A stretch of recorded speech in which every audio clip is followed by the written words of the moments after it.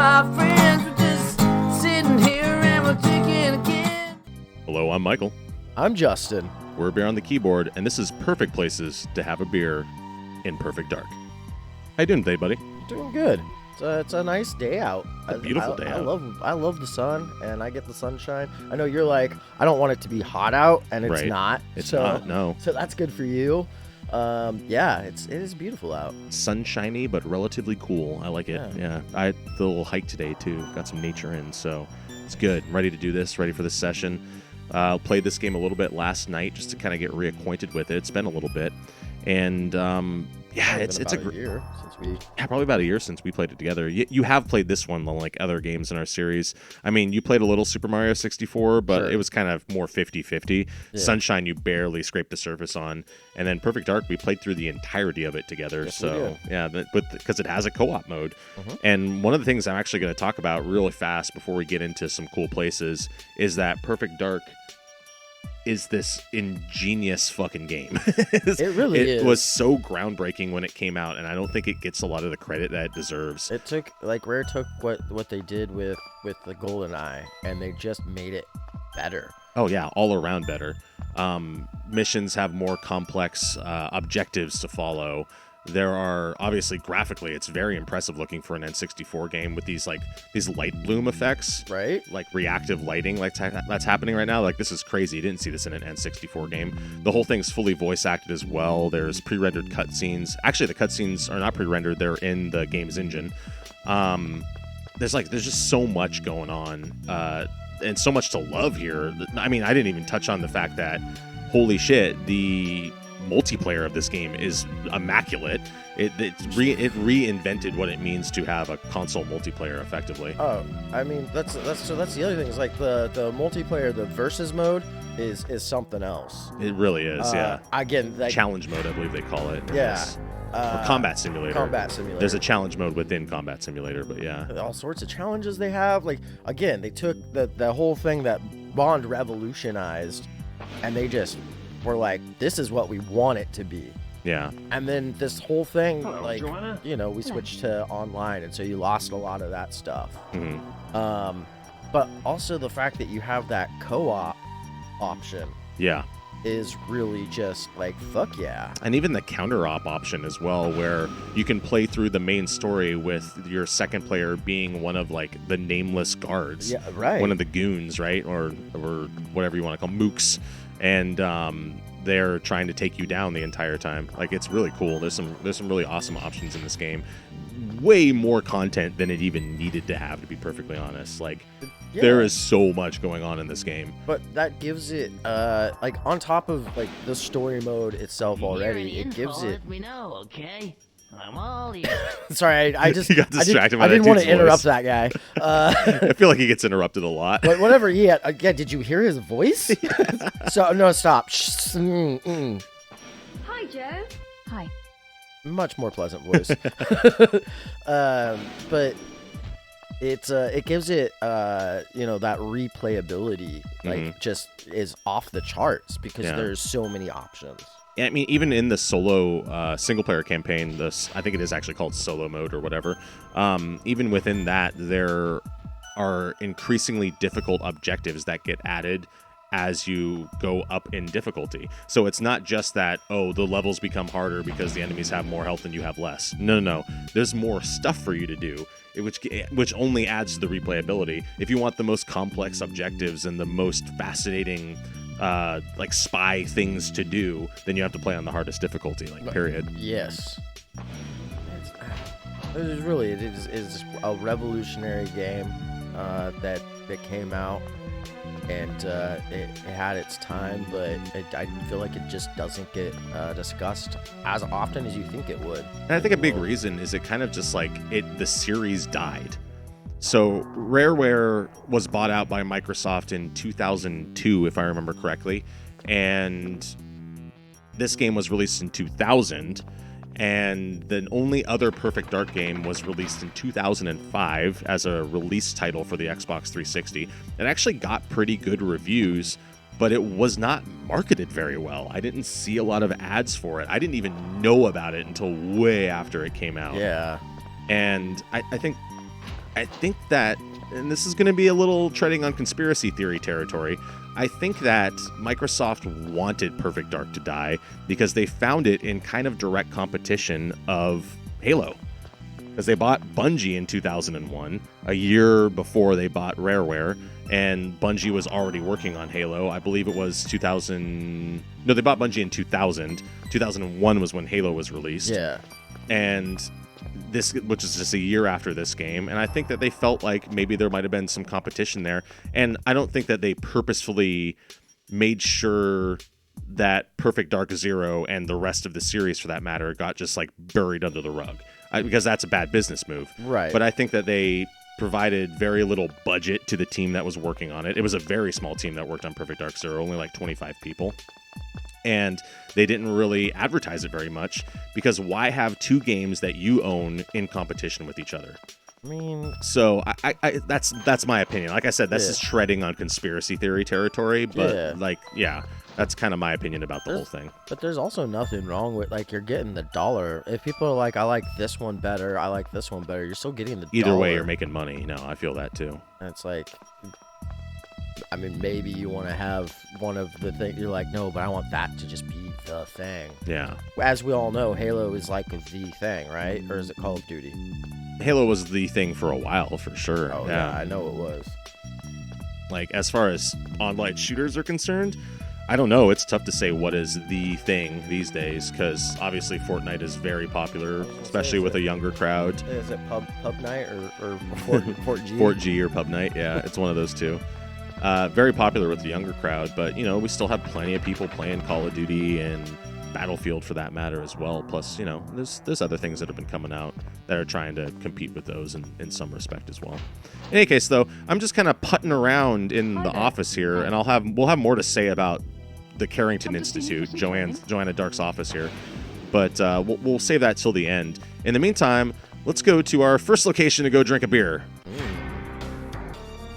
All right, so this is our first location that, in my opinion, is a great place to have a drink. You probably recognize this. It's very early in the game. It's Cassandra DeVries' office. There's Cassandra herself, actually, for that matter. She's already had one too many. Yeah. Don't give this girl any more drinks. Yeah, she's done for the night.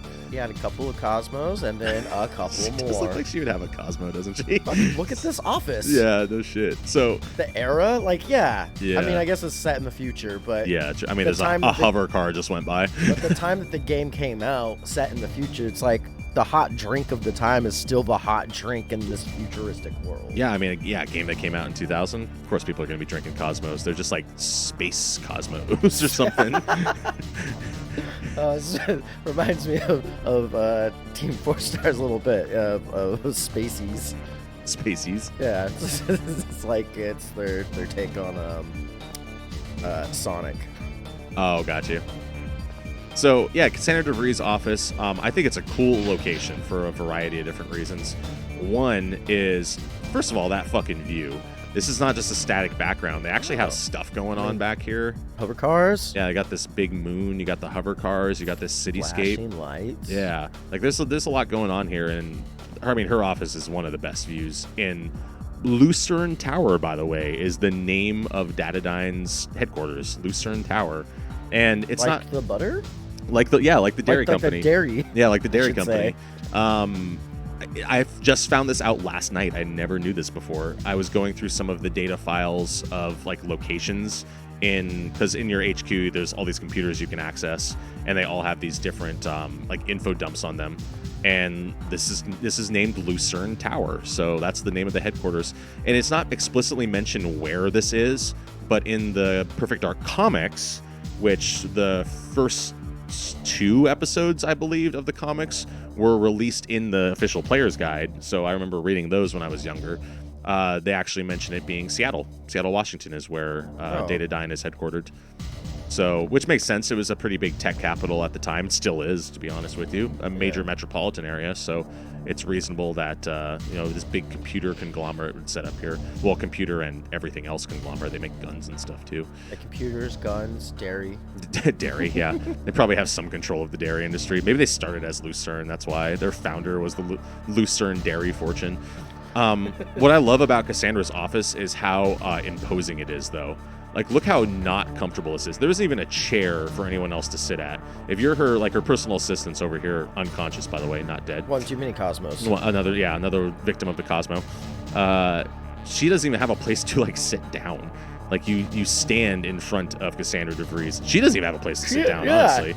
And there are chairs in this game, so there's no reason why they didn't have chairs here. She's flexing her power hard by no, we stand in my office. I mean, yeah, it very well could be. I know there's this trend that was going on for a while where people would stand during their 9 to 5 work days because it's just better for you, better for circulation and everything than just sitting all day. That sounds terrible. I stand for my entire shift. Yeah, buddy, me too. I just want a good sit. But I love how imposing this all looks. It's very not comfortable, but the architecture is rad. Like, there's this cool, it looks like Atlas or like a man holding his head or something. Like, you can kind of make out the texture there. Yeah. It's definitely some sort of human figure. Like he's down on one knee and he's he's kind of got his hands over his head and he's got his head down. Yeah. Or maybe his hands, he's holding up the fucking. That's what I initially thought. Yeah, it's like an Atlas kind of a pose. Yeah, where he's holding up the wall because these are the support beams after all. All of these dudes are holding up the wall that doesn't need to be that high or up there. No, this great ostentatious vaulted ceiling here for her office. And then all these floor lights and everything too, which have, again, talking about the great lighting effects in this game, so cool. Seriously. To have lens flare and stuff like that. That's actively occurring in an N64 game is wild to me. But then I love these big doors too. And actually, looking around here the other night, I didn't notice how fucking huge these doors were until I got right up to them. Fucking go forever. Yeah, because when you look at them from this angle, right? There's this little overhang. There's this little overhang on the ceiling, and it kind of covers up most of it. And then you get here, nobody's gonna look up before they go into these doors, but they're huge, man. They're fucking enormous. Those are the kind of doors I just want on my house. Yeah, I know, right? But yeah, high-end kind of businessy environment. Definitely know some deals have been done in this office to probably a glass of scotch or something like that. Oh yeah. And you can't beat that view too. So that's why this is number 1 on my list. And just to show you guys just a little tidbit here.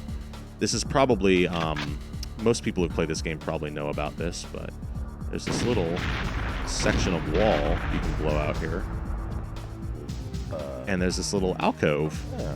And this is where this level's piece of cheese is, because the developers hid a little piece of cheese in every level in this game. Because it's a rat race. Yeah. Yeah. And then I think actually, let me try and go back up. I don't want to let this area drag on too long, but let me just go up here real fast. That's that's her hidden, emergency escape route, essentially. Yeah, that's kind of how I thought about it too, especially because in the 3rd mission in Datadyne, where you're escaping the building with Dr. Carroll in tow, your extraction target, she's already in this room. And her office is locked, so she may have blown out the wall and used this little escape tube, which goes right down to her office. Exactly. Yeah. So there you go, little fun little tidbit there, just a little Easter egg. And this game is full of those. And actually, it's not the next level, but the level after that, I have some really fun ones to show you guys. But until then, we have one more. We have one more. We have one other place to show you. We have a location in between. Yes. I'm a little all over the place today. I've had a weird day. Actually, here's how I'm gonna end each level.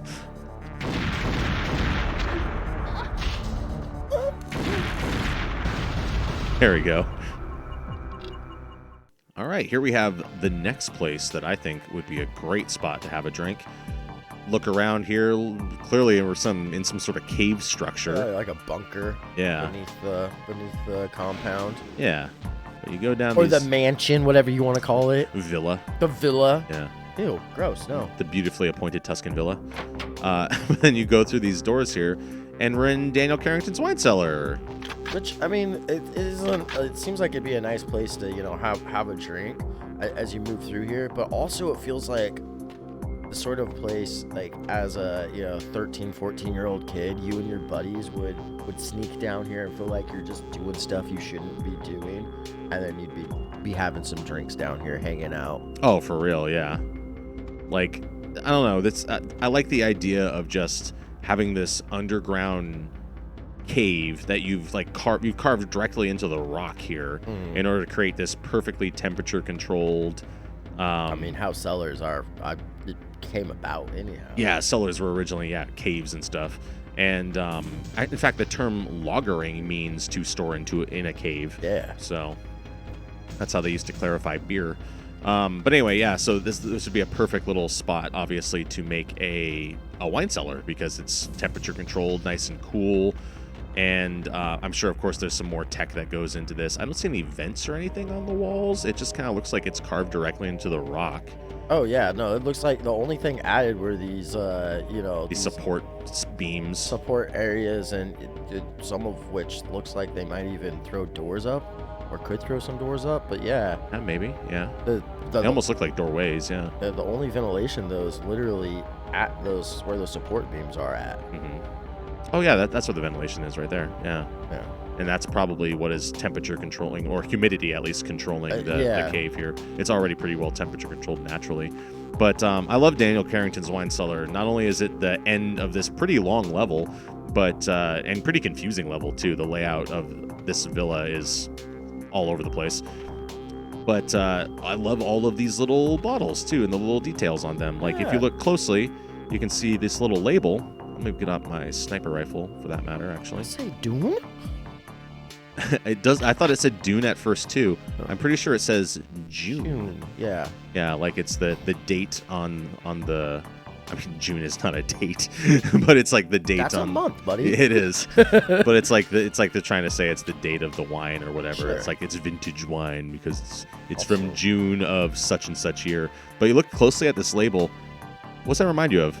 What's that look like to you? This really pixelated texture here. Looks. I mean, I see a lot of things, dude. You're taking me back to therapy, and I don't like it. I know, right? It's a Rorschach test. No. What do you got? What do you clearly? It looks like The Last Supper to me. Okay, I can see your Last Supper. Can you see that in there? I can see it. I see like 3 dudes. And there's like these dudes up in the foreground here. Yeah, and then like there's like a crowd behind them. Yeah. That's like almost like from rear, like from backstage. Yeah, looking out at a concert hall. And they have their like arms up like they're singing or something, like it's some sort of opera. Yeah, it could be that too. I'm not sure if anyone knows what this texture is or where it's from. I would fucking love to know the details of it because I've been fascinated with this texture for a while now. I think it's just really cool. This is great. And I also love too that every once in a while, so there's these like port wine shaped bottles too to go along with the normal shaped ones. But then there's also these like triangular ones that look like they probably have like cognac or brandy in them. Yeah. Yeah, real fancy ones. And so yeah, you can definitely get some drinks here. Obviously, wine is available. Yeah. But he's probably got a nice liquor selection throughout all of this as well too. So. I don't know. I always like this little area, and there's a fun little Easter egg. I'm going to fast forward through this probably when I edit it, but I'm going to shoot all the bottles.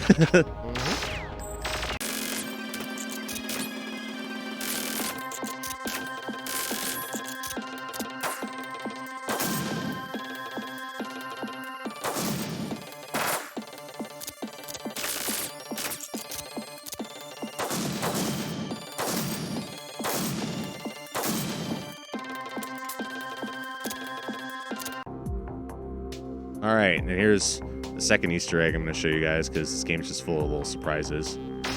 Act your age, Joanna. Dan Carrington's a little pissed that you broke all of his shit. Only a little, though. I mean, you are saving him from a hostage situation after all, so, you know. But also that. Act your age. Act your age. It's like, what are you talking about? I shoot guns. I'm a spy. I am acting my age. I've been wanting to do this since I was a small child and fucking did it. And honestly, what a tempered reaction to you just destroying his wine cellar. So, are you in injured? No, Joanna, I'm okay. All right, here's our next location. This, of course, is the Chicago Espionage or Chicago Stealth. I think it's called Chicago Stealth. Yeah. Chicago Stealth level, mission rather. I like the Chicago level a lot. First of all, it's full of cool little details, and we're going to kind of wander around the city streets a little bit. But we're going to start by having a drink here, which is a little closed-off area that no matter what difficulty you play on, there's no objective here. This whole area was built by some designer, probably to be used for something that got scrapped, and thus we end up in this. So now you have this like conference room. I believe it's a strip club. Strip club? Yeah, that's definitely a pull. Yeah, we have this. They have this strip club here that is just That's like like totally empty. Bar back there, Mhm. lounging seats over there. Exactly. Big open floor for no reason. Very Yeah. strip club. Yeah, it's kind of a liminal space too, in that like There's nothing there's going on. nothing Like, happening in Dude here. shows up, you kill guy, and that's it. Yeah. And point of fact, this door here that goes in and out of the place starts out locked, and you have to disarm the guards out in front of it so that one runs in here who has the key but never drops it. He has the key so that he can open up that door and then can go and get help from his buddy here, who you then subsequently murder after you follow him inside. Yeah, it's a really weird little area. I've always liked this, and there's some weird stuff going on here too. So, obviously, I love all the textures and stuff in this front area. This is where you come in from, and the little cage there. little cage where the bouncer is like checking IDs and stuff. Check your coat, all that jazz. Yeah, everything like that. And then you can go around to this little room, which obviously is the little spot the bouncer sits in or whatever. But then there's this weird side room. But this is where your coats would be checked. This doorway that's right here, not this one, the other one going out, like that would be closed and locked. Oh yeah, 100%. But that is like that's where all of your stuff would be checked. Yeah, That's that makes what sense. room would A be coat used and bag for. check kind of area. Yeah. I mean, obviously, this is an unfinished area, though, because this is weird architecture. If you just were to stare at this, Oh, and I wasn't to move, you can't tell what's happening here. you start to get lost. Yeah, you kind of get, oh, hello, random guard. What are you up to, buddy? What are you doing over there? It looks like he's trying to ask you for some drugs. Yeah, kind of. Yeah. Oh, what are you doing? Okay, well, take care of that problem. Actually brings up my next point. This area, some people have described as haunted because there is a weird habit of you randomly dying in this area. Oh, That occurs from time to time. And it could be because guards seem to randomly spawn out of nowhere, so that's a whole thing. But it could also be because this area is kind of unfinished, like I said. You're not really supposed to be here. And the longer you linger here, the more you get that vibe that you're not supposed to be here. Yeah. It's a creepy little spot, but it's also one of the only proper bars in the game, so I felt like I had to touch on that too. But you get a little unsettled here. Like even this too. So you go into this area. It's the only bathroom in this area. Normally you would see, right? Like one over here, maybe. Right. But, opposite of that one. But this is as you described, a little coat check area, which I'm prone to agree with. But you just have the one. bathroom. Yeah. Stalls. hmm And there's a couple of toilets in these stalls, too. No urinals, it looks like. Oh, no, the urinals behind me. Opposite of the stalls. I thought those were sinks at first. Oh, these are the sinks. That's why. They kind of blend in with the surroundings a little bit there. But then over here is another piece of cheese. So there's that for you. Little Easter eggy. Don't eat the toilet cheese. I would not recommend consuming the toilet cheese. Also, there is a scoped Falcon 2 here, which gives you double Falcon 2s. And it's the only place to get double Falcon 2s in this level. The bar area, that's what this has to be, right? Yeah. However, they had, in just the mission prior, designed breakable bottles, but they just didn't put them in here. Because, again, unfinished area. There's no reason for you to be here. Yeah, and there's no customers here anyways. Like, No. what do you need? It's like it's an abandoned joint. Yeah. Like, some of the furniture got left behind. That's it. Yeah. This place got sold. Yeah. Like the G5 guys are obviously posting up in here because there's a guard already in here. One of them has the key to the locked door who's on the outside of it. So they're using this as some sort of maybe place to stage operations possibly or something, but they're not quite set up because there's not a lot going on here. I do like this little detail too. Like, this is a strip club. Don't go in there because it's not actually a strip club. It's just a front. We don't do shit. I like this detail of this poster here, which I can't make heads or tails of, but it's clearly some sort of poster advertising something, somebody performing or something. Something along those lines. I also really like this texture here. This like rusty air conditioner vent. Yeah. I don't know. I just thought that was kind of cool. But then you go out here to this little slidey door, and there's actually the name of the bar here, like Punk Pond or Pond Punk. Pond Punk. Yeah. And I always thought that was a reference probably to Mike Pondsmith, the developer of Cyberpunk. Sure. That makes sense. Developer, the guy who wrote the Cyberpunk RPG originally. So, especially because this whole Chicago area, I'm going to wander around town now, this whole Chicago area kind of gives off some Cyberpunk vibes. Not a Cyberpunk game, but like clearly there's some inspiration, at least in the design. Like you just see random kanji. Like this is supposed to be Chicago, and there's just straight up random Japanese kanji signs and stuff, which is super cyberpunky to the point where it's, you know, a not stereotype, but a cliche. Point where it's cliche. I'm getting shot at over here, but that's fine. I'll be fine. Anyway, if anyone can tell me what these kanji mean, that'd be great because I don't read Japanese. I have no idea either. Well, let us know in chat if you do read kanji at all. But I'm gonna show you guys a little neat trick because, like I said, this area is kind of full of little Easter eggs. So I'm gonna wipe these guys out first. And while I'm actually up on this fire escape, in the later difficulties, there's a mission objective where you have to secure your escape route from when you leave this building, and you have to put a remote bomb either here or here. And where you leave that remote bomb actually affects your escape route in the second mission. Yeah. Which is very cool. It just doesn't automatically give you the same spot that you leave from.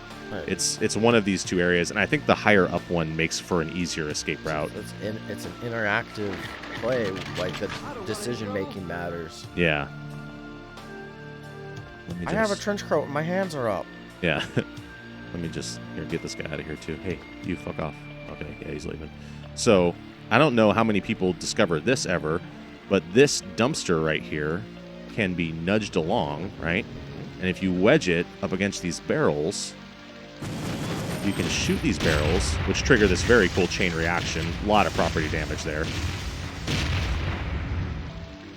And then it blows open the dumpster and leaves behind a bomb spy, which is one of the few times in this game where you can actually get the bomb spy. And it works just like the cam spy, but it explodes. And you can use it, actually, instead of hacking the taxi cab, which is one of your mission objectives, to create a different distraction. So there are multiple ways to solve the same objective. So that could be something you can use if you accidentally destroy the taxi cab. Yeah. You can actually just use the bomb spy. It's also a great speedrunner strat, too, if you're trying to get through this level really rapidly. Trying to bypass some time. Because then you just need to grab your equipment from over there in that storm drain, climb back up, and that's it. Game's done. Or level's done. Good level for having some drinks. Great level for having some drinks. Cool spot. Anyway, next spot. Okay, and here we have the last place I want to show you guys, at least as far as the missions are concerned, because we are going to finish this off back at the Carrington Institute. But, I mean, the Carrington Institute is in a mission, too, which is very cool. Yeah. Way to reuse assets, but not making it feel cheap, huh? Right. But anyway, so here we have Air Force One. And kind of all the places I've shown you have been pretty early missions, and this is a later one for sure. You're on board Air Force One disguised as a stewardess, and Air Force One is massive in this game. It is huge. To the point where there's a fucking piano bar in it, which is so wild. It is wild. Like, you've got this piano bar, but also it's like, what's wrong with us? Our as a society, you mean? Yeah.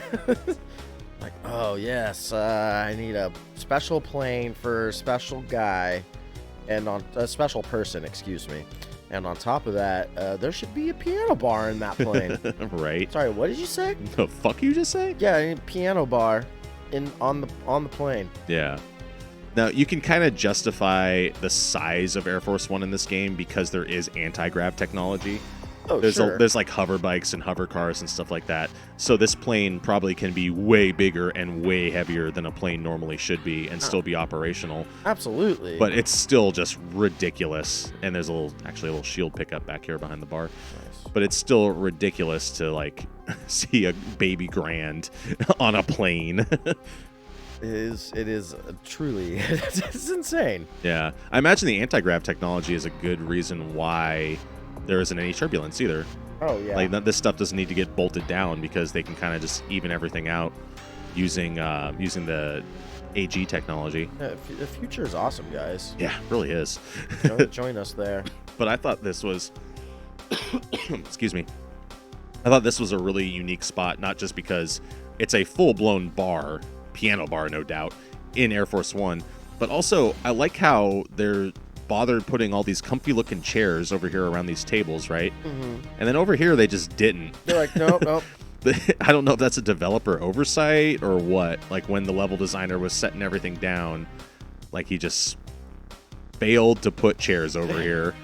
I'm not sure what's going on. Like maybe this is standing only part of the piano bar. I don't know. But on a plane that also doesn't seem very reasonable. Even if turbulence is, mostly eliminated, that still seems like a really weird choice. Also, why would you stand at tables that are at knee height then? Oh yeah, everything feels kind of claustrophobic in this level too. Like I look up at the ceiling here and it feels really close to my head. Which makes sense though. You are on an aircraft. Mm-hmm. Yeah, true. But yeah, I'm going to wander around a little bit more of Air Force One, show you guys some more stuff here. I know Grab if you your cocktails, come along. Yeah, come along. Watch your head. But some very cool architecture. 2-story plane, first and foremost. That's awesome. Oh, I love these little doors that look like they're designed to be like wall tapestries or something. Right. Those are cool. This is one of the few levels that is affected by the previous level as well, like we were talking about with Chicago Stealth. The previous level, which is called Espionage, it's Airbase Espionage or something like that. That previous level, there's multiple ways to sneak on board Air Force One, and depending on where you choose to board Air Force One is where you'll start this level. Right. Because you can start from where I started, which was actually pretty close to the piano bar there. I think around this general area is where I started. Or you can start way the fuck back here. Another thing, too. Why is this Air Force One so big and there's nobody riding on it? Oh, there's just guards. Sure, the president rides on Air Force One, but so does, the Joint Chiefs of Staff and probably not the vice president. They probably don't put those guys in the same plane at the same time. Yes, they do. They do? Yes. That's ridiculous. They should not. That's really stupid, but that's asking for a disaster. Cool bathroom, by the way. I didn't even notice this room was a bathroom when I was first kind of running around last night. It's a cool bathroom. Look at that bath. Sunken. Who has a bathtub in an airplane? This is ridiculous. But neat little toilet, little tub there. No shower too. You don't want to be standing up in the shower, I guess, when you're on a plane. So I guess that makes sense. It's a plane. Planes are for lounging. Yeah, and obviously plenty of little airplane-like accessories going on here. Sure. These little cabinets and stuff where they keep all the food and the drinks and everything. Of course, you have those classic airplane sealed doors too. Little emergency exits. Open it? Open it. Nah, no, nothing. It's Can an see out the emergency. window just a little bit, A though. little bit, yeah. Yeah, a little bit. Yeah, you just see the horizon out there. It's like static. Yeah. They didn't really expect you to They're like, ponder out the airplane windows too stop much. it. Yeah. That's why all the windows right here are all closed. Put the shades down. You won't have this problem. Go back through the bathroom real quick, too. I like this little lounge room. This is really reminiscent of what the lounge in Air Force One actually looks like, actually. Yeah. Where you'll see the president having, talking and getting briefed by other people here, kind of cool. And definitely not having to drink on the job. Definitely not. Like this little TV here with the scrolling text. Very old school kind of looking TV for being in the future. Right. I don't know. There's just a lot of neat, like, fun textures and stuff. There's just cool shit to look at in this game. And I spent a lot of my childhood looking at stuff in this game. I'll tell you that. Like, me and actually one of my buddies, and shout out to you if you're in chat, say hey. Not chat. If you're in comments, say hey. Me and him actually built the level after Chicago, the G5 building. We built a diorama of that in Legos. Oh, dope. Because the Chicago and the G5 building afterwards are some of our favorite levels. But yeah, you can go down to this underneath area where you see the belly of the beast, if you will. Hi there. Hey there. Hi. Hi there. Is the little president's little escape capsule there, which is very cool. You got to lead him to that at the end of this level. I see. Spies always leading the government. Yeah, right. Huh? Yeah, and there's all these cool little things here. And then the last mission too, you have to like check your equipment on in a bag in order to avoid like the security. Right. And if you go, you have to kind of cycle back all the way through here to go and knock this dude out, get his key card, and then hit this switch, and it like brings up your luggage that has all your equipment in it. Yeah. Which is a neat little feature too. And then of course, if you have that key card, you can lower this hover bike, which will appear in the next level for you to use if you lower it there. Yeah, this is a lot of cool little features, man. I don't know. This game's just fun. The whole game is a great place to have a beer. It really is, honestly. A perfect place, if you will. Yeah.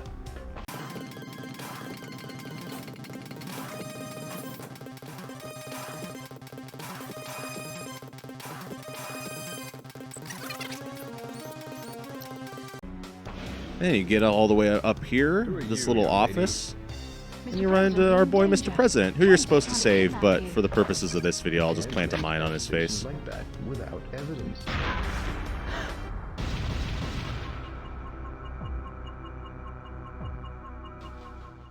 And there you have it. Some good places to go and have yourself a beer or any kind of drink for that matter. There's a lot of alcohol available in this game, it seems like.